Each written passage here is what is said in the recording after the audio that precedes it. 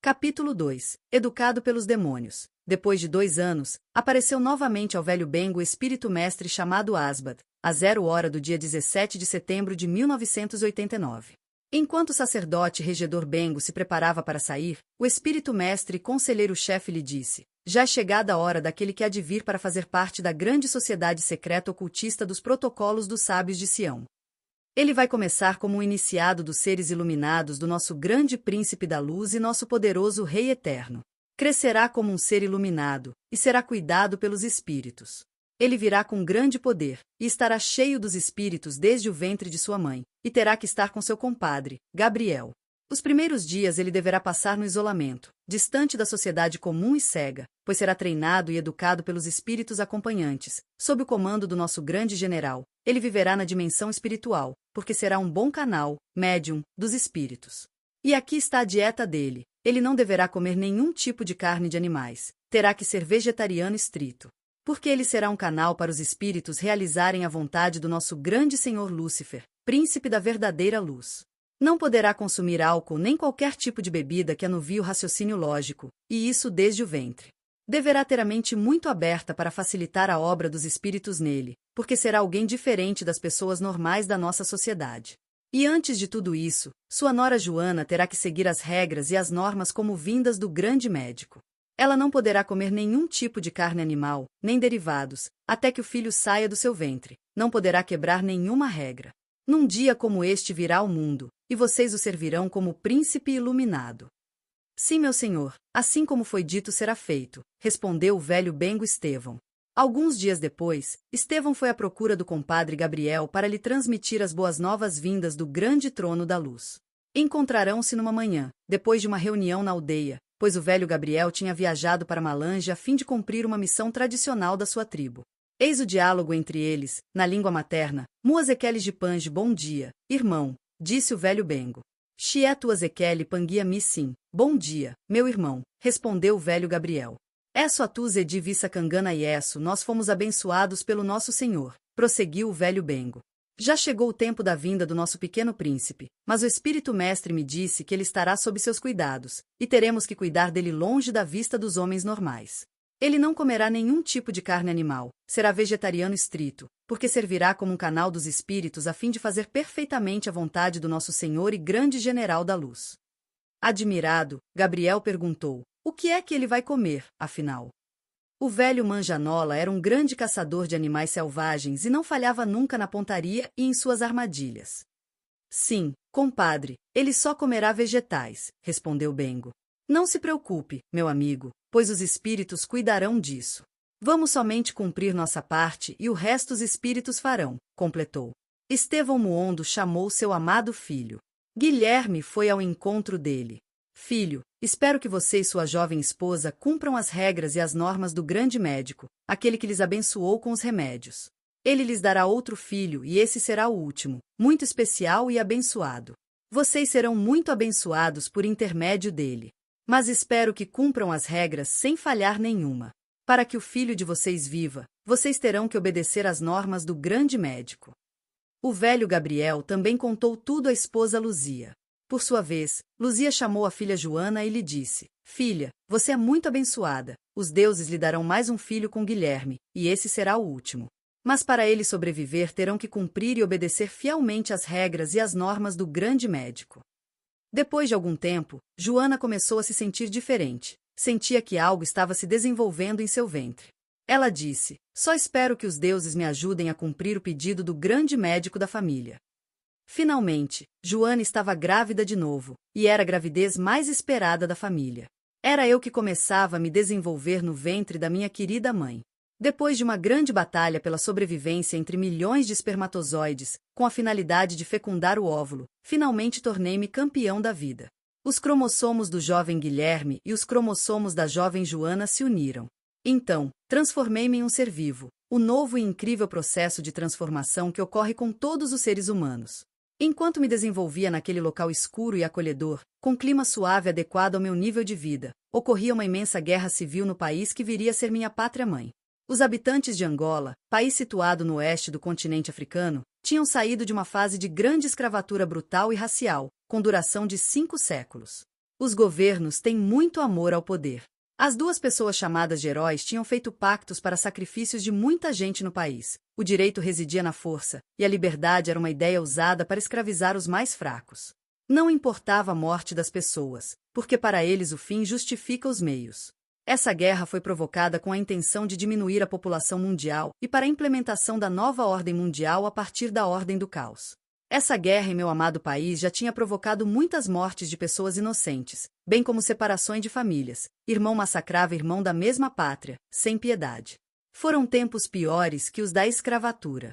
Essa mesma guerra civil foi o motivo da separação entre meus pais e meus avós.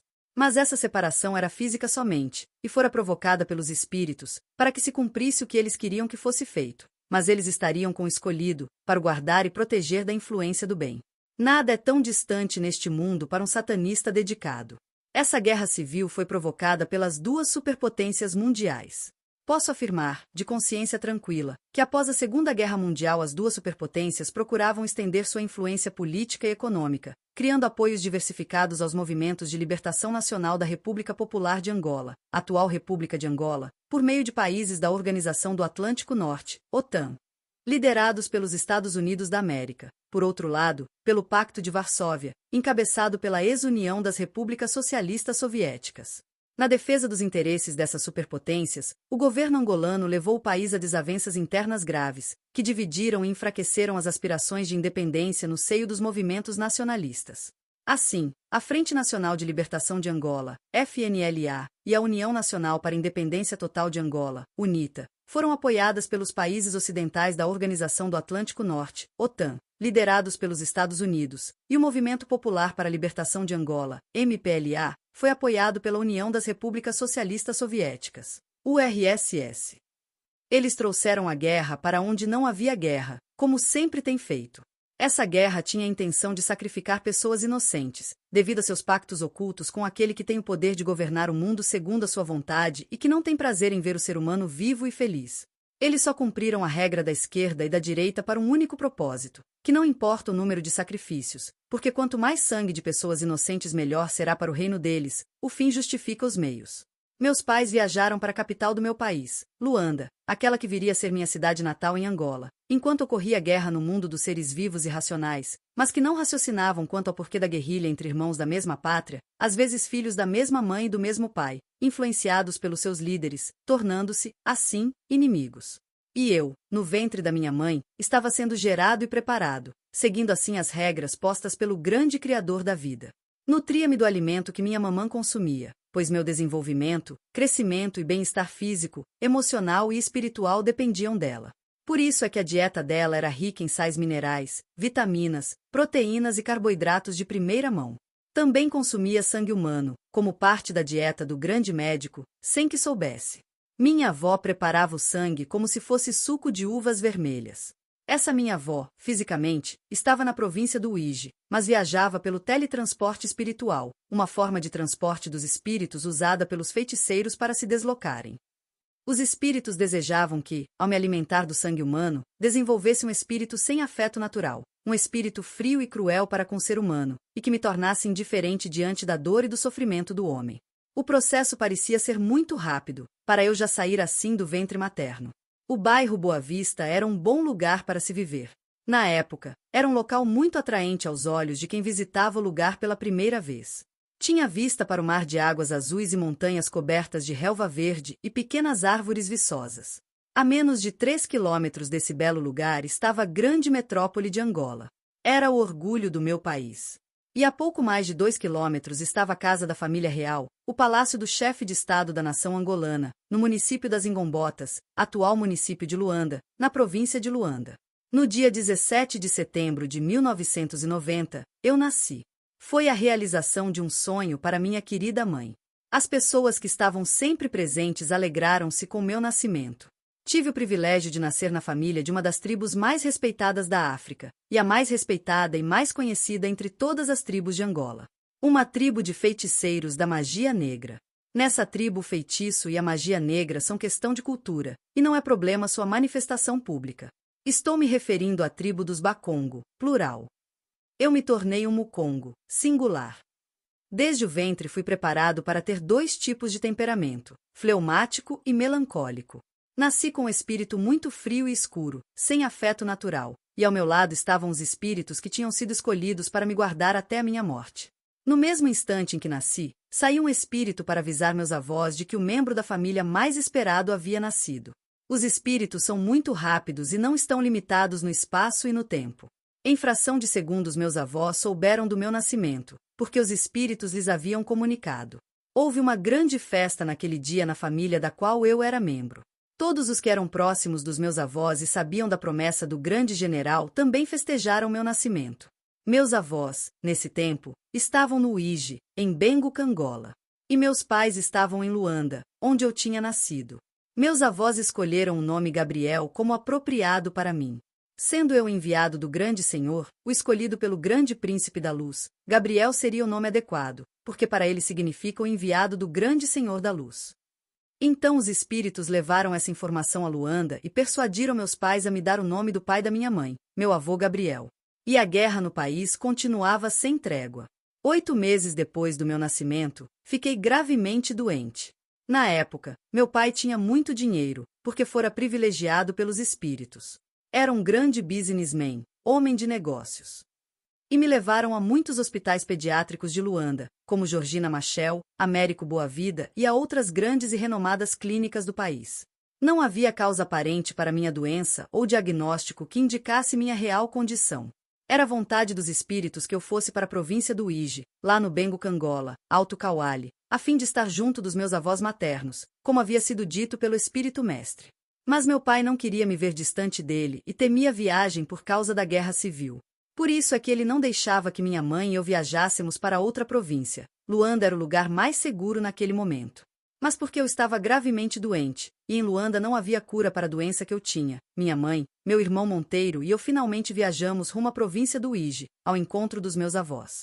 A viagem foi confortável, mas longa, devido aos buracos nas estradas e às muitas paradas nas barreiras de controle. E ainda havia pontes que estavam danificadas devido à guerra civil. Os ocupantes dos veículos eram obrigados a desocupá-los e andar a pé até ultrapassar o obstáculo. Para garantir um pouco de segurança, era necessário viajar em comboios de 4 ou mais carros. Havia rios com jacarés famintos e prontos para comer qualquer um que facilitasse. Mas minha mãe não sabia que éramos as pessoas mais protegidas naquela viagem. Os espíritos que estavam comigo nos acompanhavam e nos guardavam. Naquele tempo muitos generais, coronéis, majores e capitães tinham feito pactos com os espíritos, vendendo a alma a Lúcifer, a fim de guardar suas vidas e proteger seus soldados das tropas inimigas. Depois de 5 longos dias de viagem, finalmente chegamos ao lugar desejado pelos espíritos, o lugar onde tudo começou, na província do Uíge, no município de Cangola, Alto Cauale, na comuna de Bengo e na aldeia de Bengo. Estávamos na terra que me veria crescer e desenvolver. Uma terra muito linda e fértil. Os habitantes desse lugar eram majoritariamente camponeses e um pequeno número de comerciantes fiéis a seus folclores, costumes e tradições culturais. Deram-nos as boas-vindas, receberam-nos muito bem, com muito respeito e reverência cultural.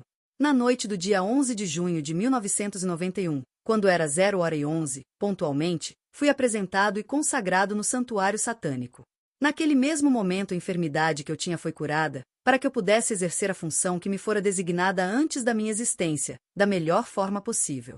Todos os satanistas, feiticeiros, quimbandeiros, adivinhos, sobas das aldeias vizinhas, pastores, padres e sacerdotes, etc., que estavam presentes naquela noite de culto, louvor e reflexão, adoraram e engrandeceram ao grande príncipe, o portador de luz.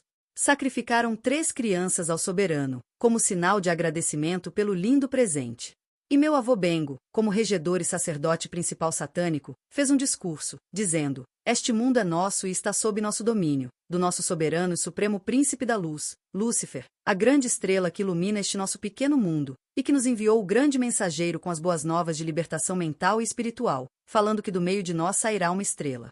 E essa estrela brilhará, e o mundo verá seu maravilhoso brilho, pois ela será um canal, médium, e um instrumento nas mãos dos espíritos, com a finalidade de fazer a vontade do nosso Senhor e General invencível nas batalhas. Representará nossa tribo e nossa pátria, lá no grande concílio dos nossos irmãos com a hierarquia superior da nossa escala de governo mundial. Ele virá a ser nosso superior, em poder e privilégios, pois ele é cheio dos espíritos desde o ventre de sua mãe. Foi escolhido pelo Senhor da salvação da humanidade escravizada pela lei, antes mesmo que fosse formado no ventre materno, como uma estrela e pequeno príncipe, e para fazer parte dos seres iluminados e príncipes deste mundo. Ele está no meio de nós, mas sua visão e seu convívio com os espíritos serão diferentes da nossa visão e do nosso convívio. Ele viverá na dimensão espiritual. Reverenciemo-lo como enviado do nosso grande príncipe da luz, e todos nós devemos ser submissos a ele, assim como ao nosso Senhor e Rei. Todos os satanistas daquela região unanimemente gritaram em uma só voz: assim está feito e assim mesmo faremos. Depois dessa reunião e dessa noite longa, no dia seguinte, meus avós maternos receberam a seguinte ordem dos espíritos: chegou o tempo de isolar o garotinho Gabriel do convívio das pessoas comuns e escravas, para ter a melhor educação e o melhor ensino, para dar continuidade àquilo que já foi iniciado desde o ventre de sua mãe. Disse mais o espírito aos meus avós maternos: amigos, já é chegado o tempo de sair da aldeia. Vão lá para a propriedade de vocês, a linda fazenda do rio Quitoa. E nós cuidaremos dele e da sua formação, pois daremos o sustento necessário para seu bem-estar. Ele não poderá provar nenhum alimento refinado e contaminado, somente comerá do alimento natural e integral da terra. O alimento também será seu remédio, e dele também dependerá seu bem-estar físico, mental e espiritual. Ele nos será um canal, médium, para a realização da vontade do grande príncipe da luz, e lhe daremos o privilégio de uma visão diferente. Vocês vivem na dimensão física e são limitados nessa dimensão, vivem com as coisas físicas. Nós nos revelamos a vocês quando lhes abrimos os olhos para observarem o invisível, o espiritual, pois nós vivemos na dimensão espiritual e somos ilimitados tanto no tempo quanto no espaço. Mas ele é especial, e nos revelaremos a ele como amigos dele. Nós, para ele, seremos amigos. Agora obedeçam e vão para a fazenda, como lhes foi dito antes. Meus avós, como eram muito dedicados à tradição e à adoração aos espíritos, obedeceram ao mandado. Naquele mesmo dia, começaram a se despedir dos vizinhos mais próximos e falar com os clientes. Diziam: Esso tuendo cuenda cucala cutongaieto, e ala cuitoa, se és a tu mozuela, esso tuendo calacucuiza cubata. Estamos indo à nossa fazenda que está no rio Quitoa para lá viver, e se vierem clientes, falem-lhes que estamos indo para o bairro. No dia 13 de junho de 1991, já estávamos na fazenda do rio Quitoa, com lindas paisagens, uma terra muito fértil e com grandes vales com flores muito bonitas. A terra que fora designada para o meu primeiro aprendizado neste mundo. Era uma fazenda muito linda e bem organizada, porque meus avós tinham escravos comprados das famílias carentes. Eles trabalhavam noite e dia, sem nenhuma esperança nesta vida. Alguns morriam e eram substituídos por outros, e não eram pagos. Era uma escravidão totalmente cruel, porque eles tinham a ideia de que o homem sem o Deus Altíssimo é um morto-vivo ou já é cadáver. É simplesmente escravo e objeto de sacrifícios, sem valor neste mundo. Nossa tradição chamava e chama até agora essas pessoas de Mayombola ou Matombola, que significa almas de outro mundo, pessoas que não podem ser vistas nem de dia nem de noite pelas pessoas normais, só trabalham para servir ao seu senhor. Todas as noites os escravos choravam em forma de cantos, e quando se calavam os espíritos continuavam, para amedrontar e levar as pessoas normais a pensar que naquela fazenda havia Mayombolas ou Matombolas clamando até de madrugada, calando-se ao amanhecer. Além de serem comprados com dinheiro ou com outros recursos, os escravos eram também adquiridos dos que faziam pactos com os espíritos, mas não cumpriam as regras. Como as pessoas que vendiam seus parentes não queriam que outros membros da família e amigos ou vizinhos percebessem a situação, pediam aos espíritos que manipulassem a visão de todas as pessoas para que achassem que aquele membro estava morto. Esse processo que os espíritos realizavam na visão das pessoas normais é chamado de ilusão óptica. Um animal era morto ou um objeto da preferência deles era usado, de acordo com o momento e a necessidade. Esse animal ou objeto escolhido para essa ação era posto à vista de todos aqueles que se faziam presentes e conheciam a personalidade ou a estrutura física da pessoa em causa naquele espaço geográfico. A pessoa que era vendida para viver como escravo em outro lugar era substituída pelo animal ou objeto. Todas as pessoas, coletiva ou individualmente, podiam ver a pessoa morta por várias formas, de acordo com as circunstâncias. Então, todas as pessoas viam e choravam pelo ente querido morto. O animal ou objeto era enterrado como sendo aquela pessoa. O mundo oculto é muito obscuro e terrível. Lá não se respeita o bem mais precioso, a vida. Fui retirado da companhia da minha mãe com a idade de 9 meses. Aquela que me amava e no colo de quem eu tanto gostava de estar. Naquele momento me encontrava muito distante dela e do meu querido pai. Assim, dessa forma, os espíritos pretendiam tirar de mim todo tipo de afeto natural.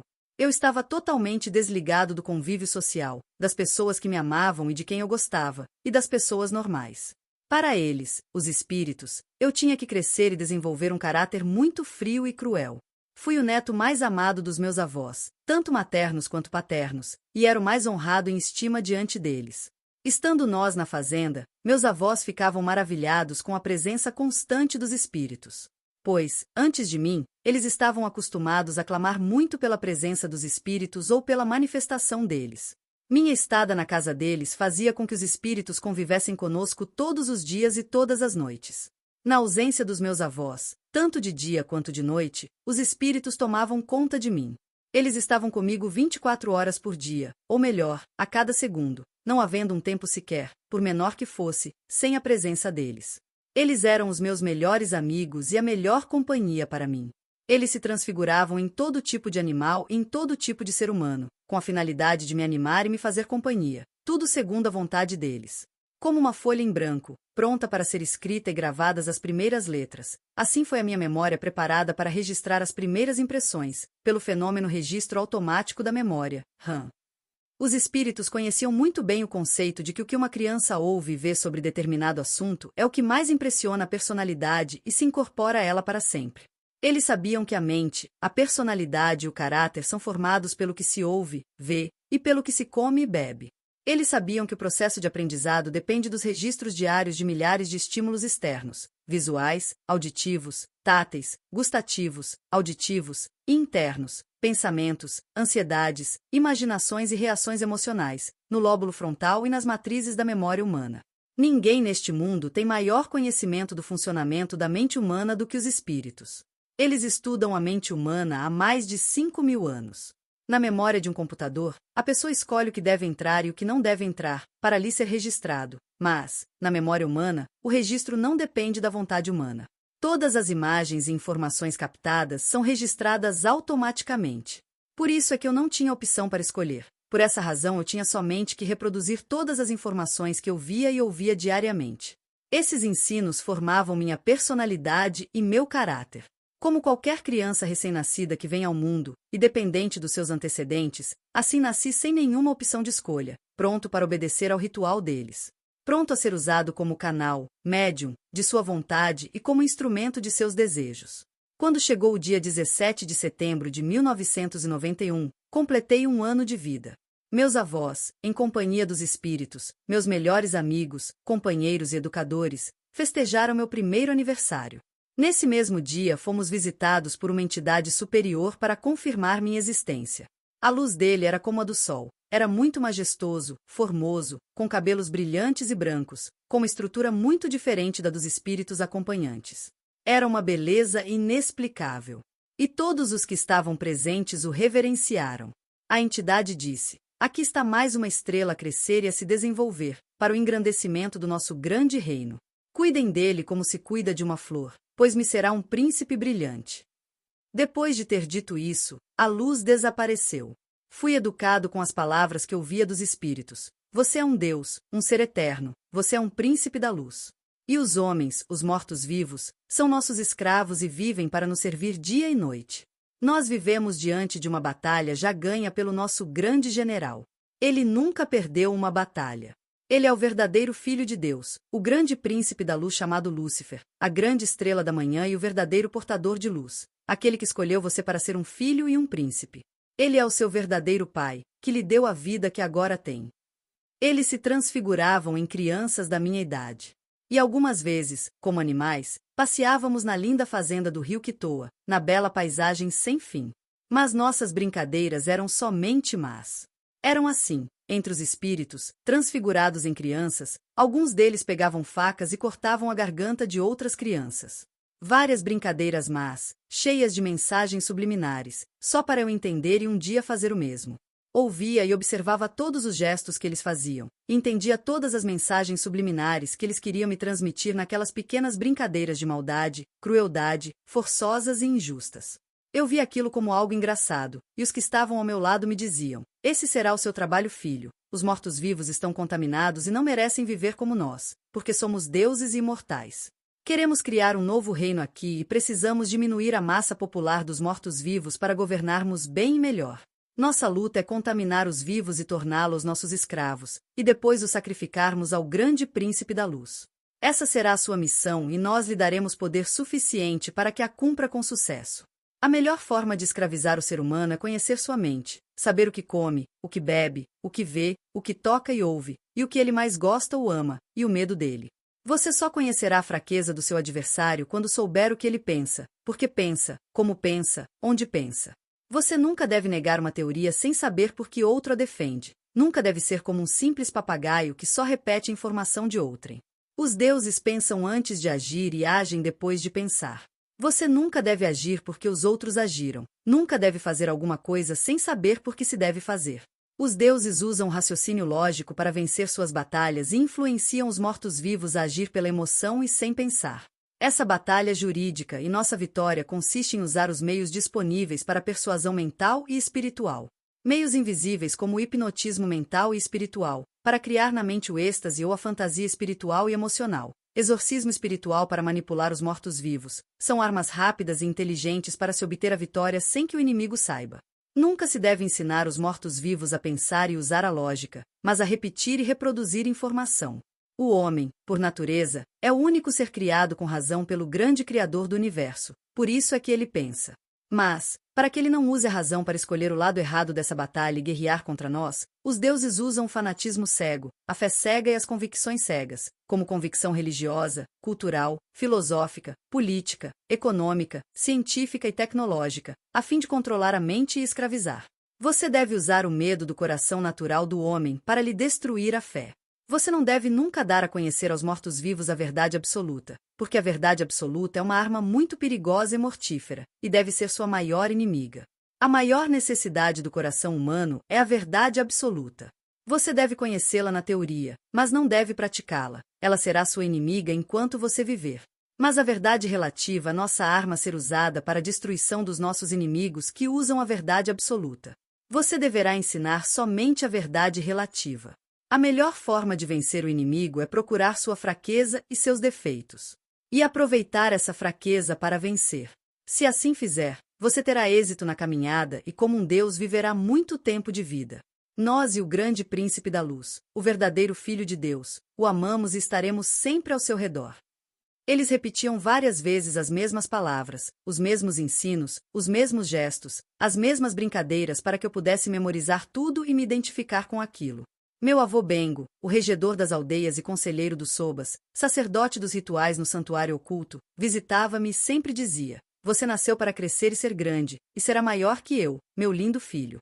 Você tem a melhor companhia, você nasceu para brilhar e vai nos iluminar. Por isso vive em obediência aos espíritos que são seus melhores companheiros nesta vida. Filho meu, temos muitos inimigos, mas somos melhores que eles, e somos maiores que eles em número. E este mundo pertence ao nosso grande príncipe da luz. Nós temos o domínio deste mundo, fazemos e desfazemos, e todos os seus habitantes são nossos escravos. Eles estão sob nosso controle e fazem o que queremos que façam. Nós ensinamos e ordenamos para eles o que devem pensar e como pensar, o que comer e como comer, o que beber e como beber, o que falar e como falar. Eles são repetidores dos nossos pensamentos e das nossas informações. Governamos o mundo e muito em breve ele será melhor do que agora. Nosso maior inimigo, mas que já foi vencido, é o tal que foi derrotado na cruz há quase 2000 anos. Por isso, não tema nada neste mundo. Você é um ser muito especial, pois nós nunca tivemos esse privilégio que você recebeu do nosso Senhor e Príncipe da Luz. Meu ensino se resumia a exaltar e alimentar o eu, o Deus homem. Minha avó materna, Dona Luzia, era uma curandeira tradicional e se comunicava com os espíritos. Ela sempre consultava os espíritos e eles lhe respondiam. Antes que os clientes ou os pacientes tradicionais chegassem ao lugar em que minha avó os tratava, os espíritos já lhe comunicavam o tipo de problema que aquele paciente tinha, e ele ficava admirado. Ela fazia o trabalho distante de mim, com a finalidade de eu não ser visto pelas pessoas comuns. Ela me amava muito e me ensinou a chamar-lhe de mãe. Meu avô, o velho Gabriel, era grande caçador e nenhuma de suas armadilhas falhava. Ele tinha sempre carne de caça para vender, no bairro e na comuna, e algumas vezes ele me levava para passear na fazenda. Eu gostava de estar à beira do rio, contemplando a correnteza de águas cristalinas que desciam sem parar. Eu tinha prazer e alegria em ver o sofrimento dos escravos que pertenciam aos meus avós, pois fui ensinado a rir da desgraça e da miséria dos seres humanos. Aqueles que eram comprados de seus familiares e outros que faziam votos para receber feitiços ou poder para ser o que desejassem ser, quando não conseguiam pagar nem cumprir os votos, tornavam-se escravos. Os espíritos davam poderes aos meus avós a fim de realizarem todo tipo de engano e todo tipo de manifestação. Alguns já eram considerados mortos pelas suas famílias, porque um animal ou objeto havia sido enterrado no lugar deles. Outros eram castigados pelos espíritos, que os tiravam do mundo real para viver até a morte como escravos no mundo irreal e imaginário. Esses eram chamados de malucos pelas pessoas que viviam no teatro da vida real. Esse é um processo difícil de explicar, mas as más escolhas de alguns mortos-vivos os levam a ser infelizes, vendendo a vida aos espíritos por causa dos prazeres do mundo. O dia 17 de setembro de 1992 foi meu segundo aniversário. Nesse dia fui levado ao santuário dos satanistas pelos meus avós. Fui recebido com reverência por todos os que se faziam presentes no lugar de culto, adoração e louvor. Ali estavam todos os representantes da comuna e do município, todos os sacerdotes, representantes do governo, feiticeiros, curandeiros ou quimbandeiros, magos, góticos, gnósticos, exorcistas, empresários, curibecas, maçons, pastores e padres de igrejas. Como era de costume, pegaram uma criança e lhe cortaram a garganta com uma faca própria do santuário, e o sangue foi derramado em um recipiente preparado para aquele tipo de serviço. E fizeram o mesmo com a segunda criança, e o sangue dela foi bebido por todos nós que estávamos presentes naquela reunião no santuário. Por eu já consumir sangue de pessoas desde o ventre da minha mãe, aquilo já não era novidade para mim. Um dos líderes superiores ao meu avô, que era sacerdote, um jesuíta, tomou a palavra e disse: "Como é do conhecimento de todos aqui presentes, não é nosso objetivo pertencer à esquerda ou à direita, pois a direita e a esquerda são os meios artificiais que usamos para trazer a mudança que queremos neste país e no mundo inteiro.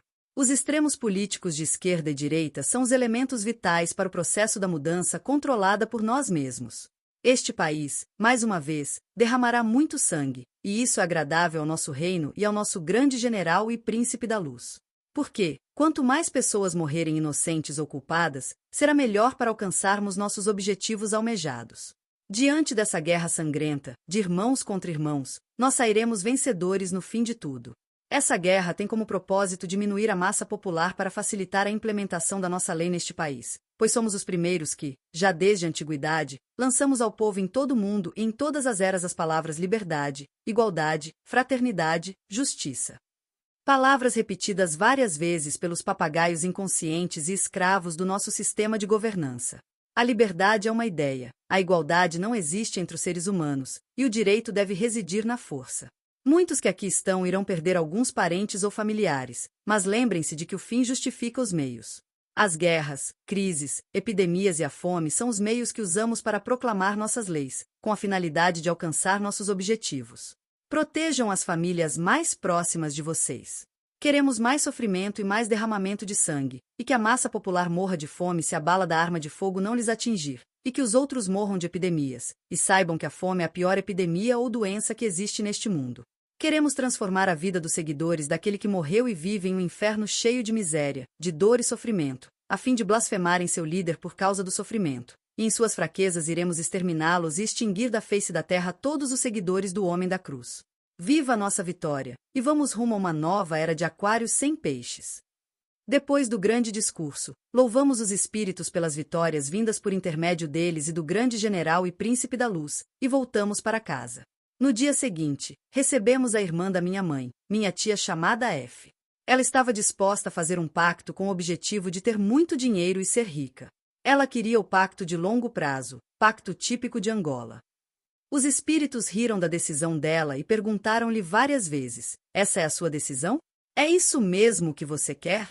Tem certeza do que está dizendo? Filha, esse é um caminho do qual nunca mais se volta, é uma entrada sem saída. Você terá tudo o que precisar, mas em troca da sua alma você servirá para sempre, até a morte."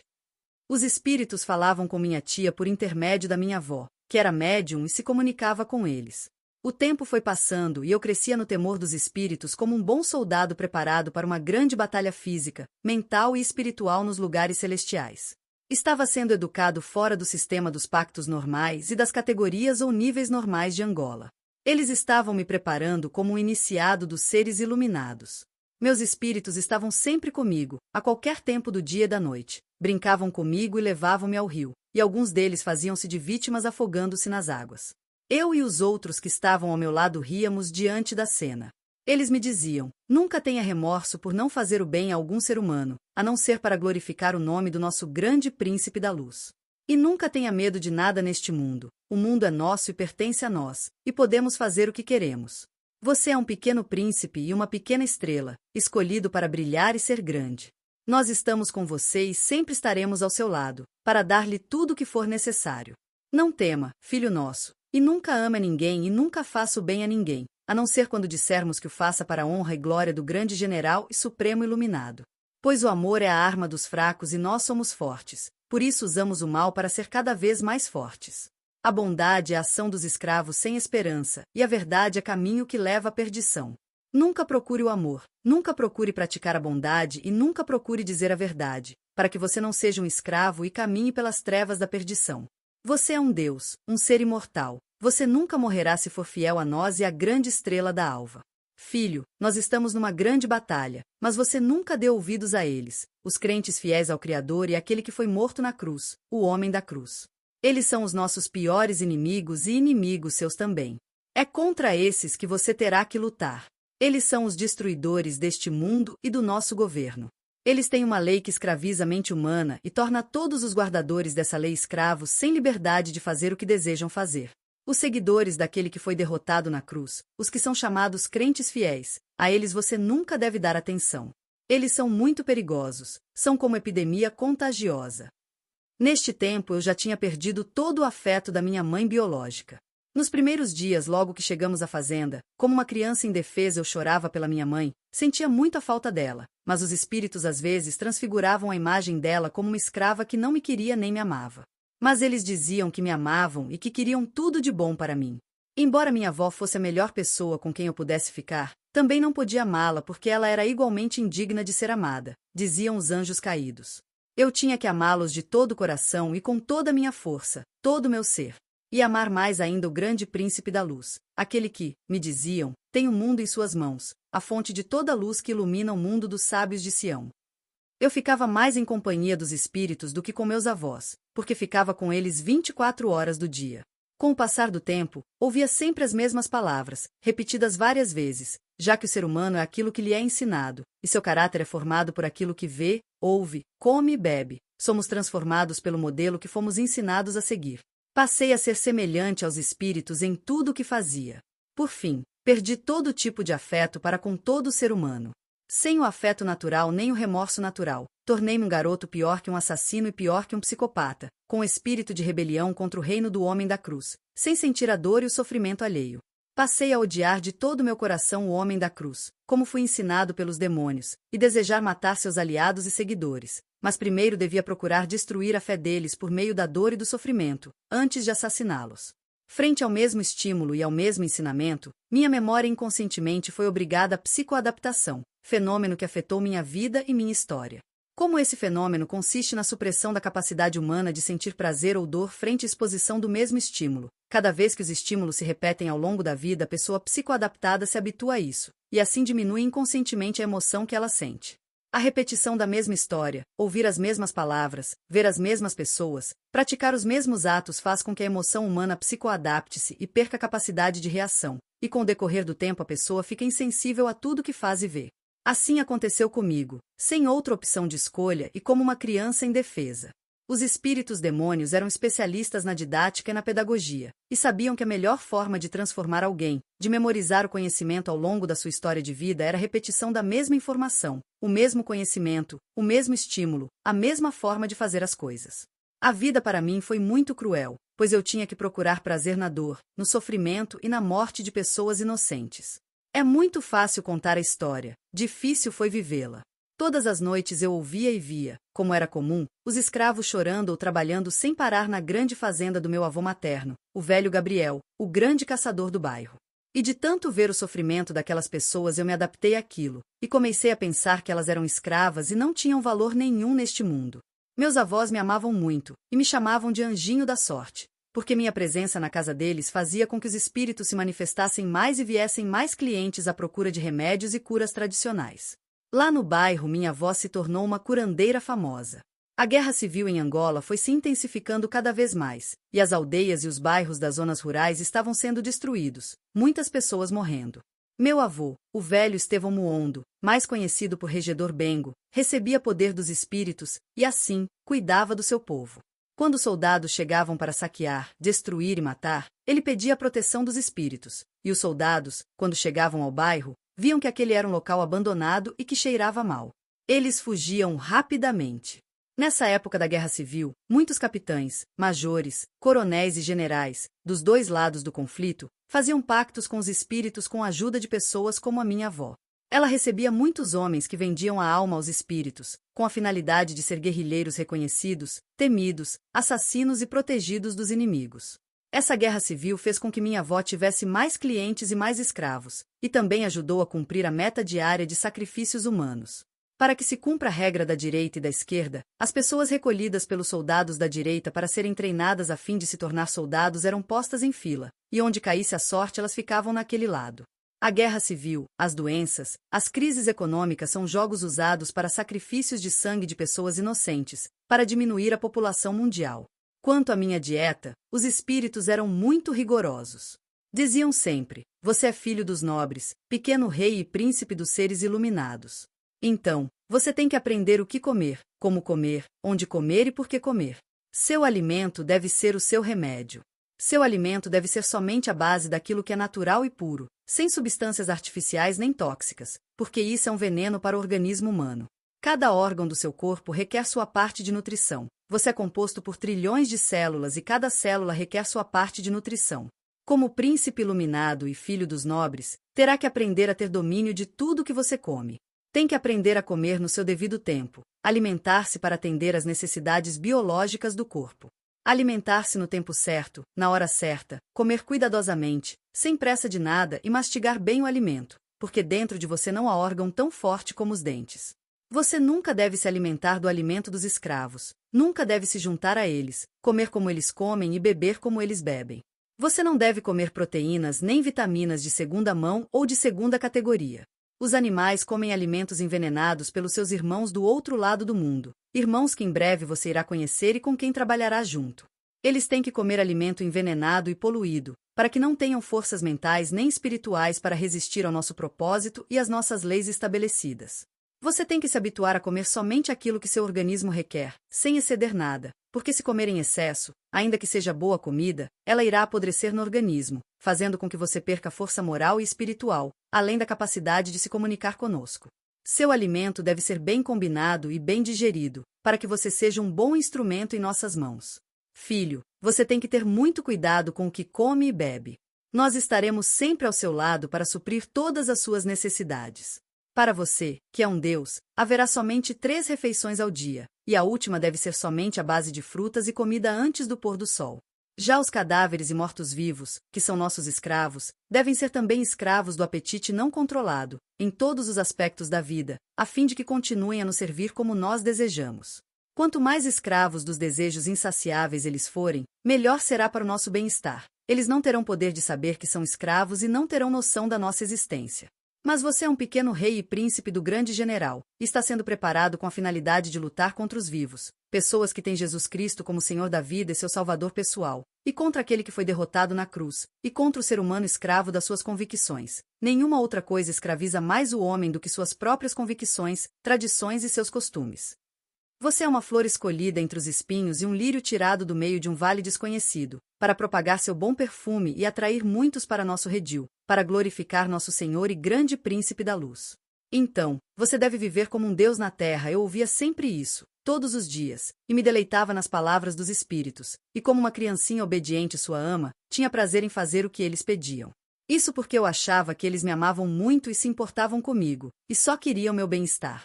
Eu tinha prazer em estar na fazenda e observar a plantação, a relva tão verdinha, as frutas de cada espécie penduradas em árvores diferentes. Aquela fazenda parecia um pequeno céu na terra e tinha quase tudo. Havia todo tipo de semente necessária para uma boa alimentação, o bom ar, as caminhadas da manhã e da tarde, ao pôr do sol, na companhia dos espíritos no jardim. Esse era meu exercício físico diário. O que eu comia e bebia, e tudo que me rodeava era o meu remédio. Eu tinha prazer de fazer o mal, como havia sido ensinado. Fui ensinado também a odiar o nome de um ser que os crentes, como papagaios, usavam para se defender das forças e do poder dos espíritos. Eu nunca deveria citá-lo nem invocá-lo para um propósito positivo. Havia um poder hipnotizante, e todos os que tinham invocado e citado esse nome foram todos mortos e amaldiçoados pelo grande príncipe da luz. Os espíritos demônios haviam me dito que, no mundo religioso, eles tinham o domínio de tudo e de todos os líderes mundiais, exceto de um pequeno grupo considerado uma epidemia contagiosa e perigosa. Eles são denominados adventistas do sétimo dia, um pequenino grupo no mundo religioso, mas uma doença e uma peste mortífera. Esse mesmo grupo é liderado por aquele que quer ver nossa destruição e a destruição do nosso reino, advertiam-me os demônios. No dia 17 de setembro de 1995, no meu 5º aniversário, fui levado pelo meu avô paterno, o velho Bengo, para o culto noturno. Nessa ocasião, tomamos parte em um sacrifício, para a honra do grande soberano, diante dos representantes de referência nas províncias do Uíge, Malange e Cuanza Norte. Senti grande emoção, algo que nunca tinha sentido antes. O sangue foi derramado no recipiente do santuário. Todos nós que estávamos presentes bebemos o sangue e repartimos os pedaços da carne do coração. Eu estava muito emocionado e entusiasmado com o que havia presenciado. Deram-me 15 minutos para falar e exortar os que se faziam presentes naquele culto, e passei a falar como os espíritos queriam que eu falasse. Disse: meus pais, meus antecedentes e meus anciãos antes da minha existência já lhes tinham anunciado que do meio dos espinhos sairia uma flor linda, do meio dos vales desconhecidos sairia um lírio, e do meio das trevas sairia uma estrela para brilhar. Não somos escravos, não somos mortos-vivos e nunca seremos, somos livres e deuses deste mundo. Vamos deixar de nos comportar como escravos, devemos mostrar ao mundo que somos seres iluminados. Devemos mudar nossa maneira de pensar, de falar e ser mais sábios, e preparar este mundo para uma nova era. Todos vocês que se fazem presentes aqui, sejam bem-vindos à nova era, a era da libertação mental e espiritual da alma, a nova era sem fronteira e sem lei, a era da iluminação dos olhos da mente. Esta é a era da libertação e preparação para aquele que há de vir para trazer a paz e a recompensa a todos os seus fiéis. Vamos pensar antes de agir e nos comportar como sábios e como filhos da luz, e não como escravos e cadáveres. Devemos estar mais preparados e ser mais sábios a fim de vencer, pois essa batalha já foi vencida pelo nosso grande general Lúcifer, a grande estrela e fonte de toda a luz. Saibamos que não temos que lutar contra mortos-vivos, cadáveres e escravos, porque eles já são nossos aliados e vivem para nos servir. Nossa luta é contra os vivos, aqueles que lutam com a finalidade de tirar de nós os escravos, por fim ao nosso exército e ao nosso reino. Vamos juntos com os espíritos criar novos métodos e meios, novos somente para nós, pois nossos irmãos e companheiros do outro lado do mundo já os utilizam desde há muito tempo. Vamos destruir e vencer nossos maiores inimigos. A luta é para prender as mentes deles e torná-los dependentes de nós e dos nossos meios. Muito obrigado pela oportunidade concedida. Não vamos esquecer que estamos em uma nova era, a era do aquário sem peixe. Somos seres livres e não escravos, não andamos em trevas como eles. Terminado o tempo que me foi concedido, meu avô sacerdote regedor deu continuidade, dizendo: como é conhecido por todos, está em curso essa guerra civil em nosso território. Isso é um meio que estamos utilizando para facilitar a implementação dos nossos métodos e meios, dos sistemas já existentes, em colaboração com os dois poderes, lados, opostos, os quais também lutam pelos mesmos objetivos. Nosso filho disse muito bem que nós estamos em uma nova era, e devemos trabalhar para a unificação do mundo, um mundo sem fronteira e com um único governo mundial. Quando há mais mortes e derramamento de sangue dos escravos, isso é benéfico para o nosso reino. Depois do discurso do meu avô, louvamos e o culto continuou com sacrifícios, e falamos das estratégias a serem usadas por todos os participantes da reunião. No dia seguinte perguntei: vovô Gabriel, por que aquele homem, que estava ao lado direito do vovô Bengo, tem a cor da pele diferente da nossa? E não só a pele, o cabelo dele também é diferente. Por que é assim, vovô? Ele respondeu: filho meu, és tu Ismondo, N Mindele, nós somos negros, e eles são brancos, ponto. A resposta não me convenceu, e eu insisti: só isso, vovô? Keniki Kimonami, sim, meu filho, é só isso, ele respondeu. Naquele mesmo instante, saí da presença dele e fui procurar minha avó Luzia.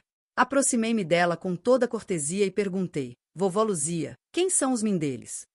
Ela me olhou espantada e respondeu: Muene, Palaki Monami? Por quê, meu filho, logo hoje? Lelo que assim, vovó, hoje mesmo e agora mesmo. Kiamote, Mindele Atuvuilaesso, Numukutu Vuingui. Está bem, os brancos são pessoas como nós, só com a cor da pele e cabelo diferentes. Ponto. Depois de ter ouvido a resposta da minha avó, eu disse para ela, muito obrigado, vovó. E saí da presença dela. Um dentre os espíritos que tem estado comigo constantemente disse-me, filho, ficamos alegres quando você começa a fazer perguntas. Perguntar para saber a razão da existência de algo é o princípio da inteligência. Perguntar é a arte de saber sobre algo, para entender como e por que veio à existência. Como, por quê, onde, o que é, quem?